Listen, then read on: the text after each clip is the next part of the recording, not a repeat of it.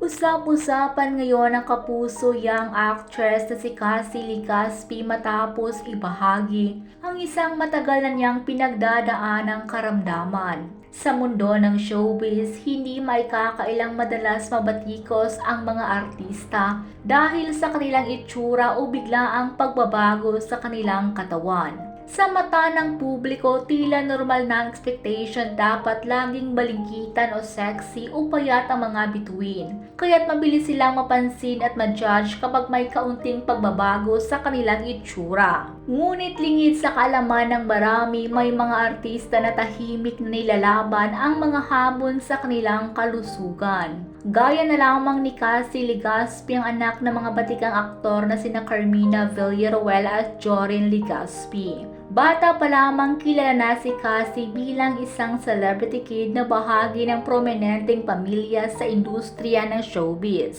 Pero noong pumasok siya bilang aktres, hindi siya nakaligtas sa mga mapanuring mata ng publiko.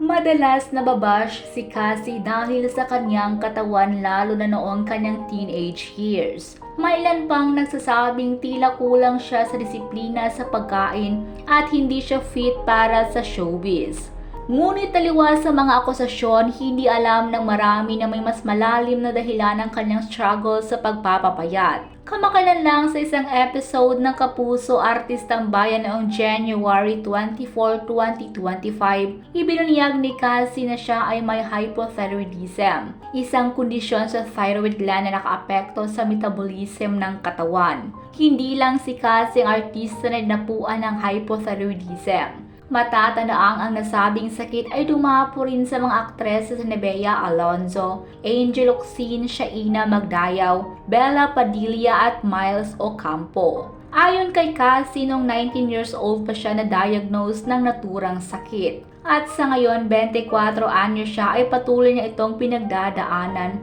dahil sa kasamaang palad walang gamot para sa sakit. Ibinahagi niya ang mga sintomas na naranasan niya kabilang na ang sobrang pagkapagod, malalang paglalagas ng buhok, pagiging palaging nilalamig at biglaang pagtaas ng timbang. Dahil dito, kailangan niyang unahin ang kalusugan kaysa makamit ang ideal weight na hinihingi ng industriya.